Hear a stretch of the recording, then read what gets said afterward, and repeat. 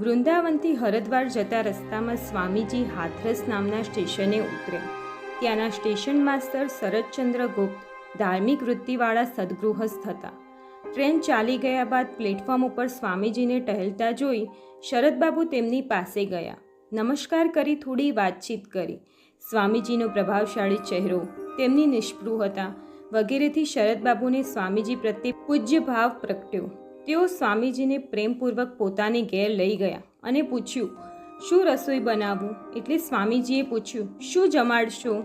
શરદબાબુ સાહિત્ય રસિક હતા. તેમણે જવાબમાં એક ફારસી બેત સંભળાવી, મારા વહાલા, તમે સામે ચાલીને મારે ઘેર આવ્યા છો, તો હું આજે મારા હૃદયની રસોઈ કરીને તેનું મધુર ભોજન તમને જમાડીશ. સ્વામીજી મસ્તીમાં જ હતા. તેમને શરદબાબુનો ભક્તિભાવ અને સરળ સ્વભાવ જોઈ આનંદ થયો. તેઓ મસ્તીમાં આવીને ગાવા લાગ્યા, ઓ મારા પ્રિયજન, તારા ચંદ્રસખા ઉજ્જવળ મુખ ઉપર રાખ ચોળીને મને મળવા આવ. શરદબાબુ એકાગ્રપણે ભજન સાંભળી રહ્યા હતા. ભજન પૂરું થતાં જ તેઓ ઉઠીને ઘરમાં ગયા અને પોતાનો સ્ટેશન માસ્તરનો પોશાક ઉતારી મુખ ઉપર રાખ ચોળી સ્વામીજી સામે આવીને ઊભા રહ્યા. શરદબાબુનો ભાવ જોઈ સ્વામીજી થોડા દિવસ તેમને ત્યાં રોકાયા. રોજ જ્ઞાન વાર્તા ચાલ્યા કરતી. એકવાર શરદબાબુ કામ ઉપરથી ઘેર આવ્યા. જોયું તો સ્વામીજી જરા ઉદાસ ચહેરે બેઠા હતા. શરદબાબુએ તેનું કારણ પૂછ્યું. જવાબમાં સ્વામીજી બોલ્યા, ભાઈ, મારા શિરે મહાન કાર્યની જવાબદારી છે, પરંતુ મારામાં એને પહોંચી વળવાની શક્તિ ન હોવાથી મને ભારે નિરાશા થાય છે. મને મારા ગુરુદેવ તરફથી એક કાર્ય પાર પાડવાનો આદેશ મળ્યો છે અને એ કંઈ નાનું સૂનું કામ નથી. એ કાર્ય છે ભારત માતાનો ઉદ્ધાર. દેશમાં ધર્મનું પતન થયું છે અને ચોમેર ભૂખમરો વ્યાપી રહ્યો છે.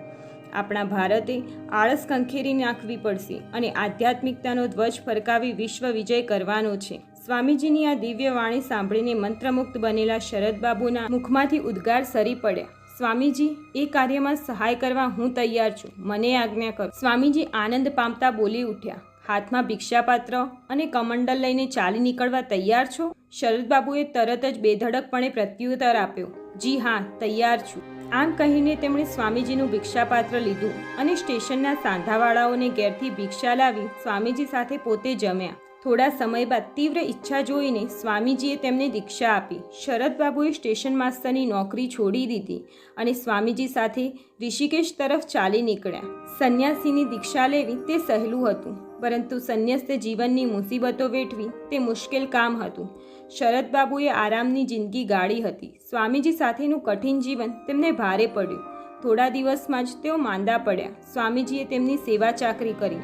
સ્વામીજીના અંતઃકરણમાં કેટલી કરુણા ભરી હતી તેનો ખ્યાલ એ પ્રસંગના શરદબાબુએ આપેલા આ અહેવાલ ઉપરથી આવી શકે છે. સ્વામીજીની સાથે હું હિમાલયમાં ફરતો હતો.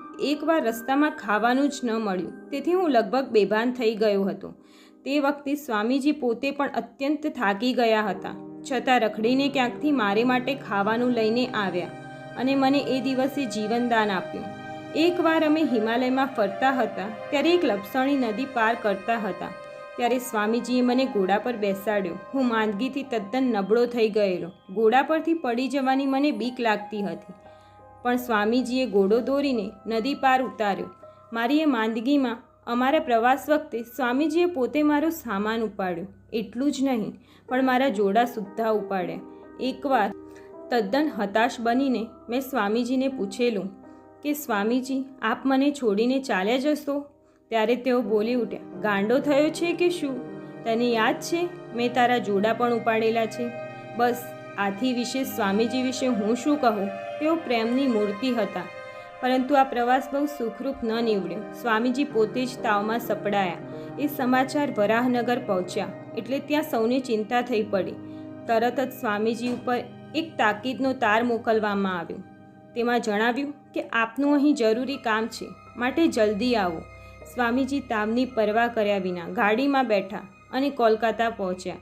થોડા સમય બાદ શરદબાબુ પણ ત્યાં પહોંચી ગયા. એ શરદબાબુ સ્વામી સદાનંદ તરીકે સ્વામીજીના પ્રથમ શિષ્ય થયા.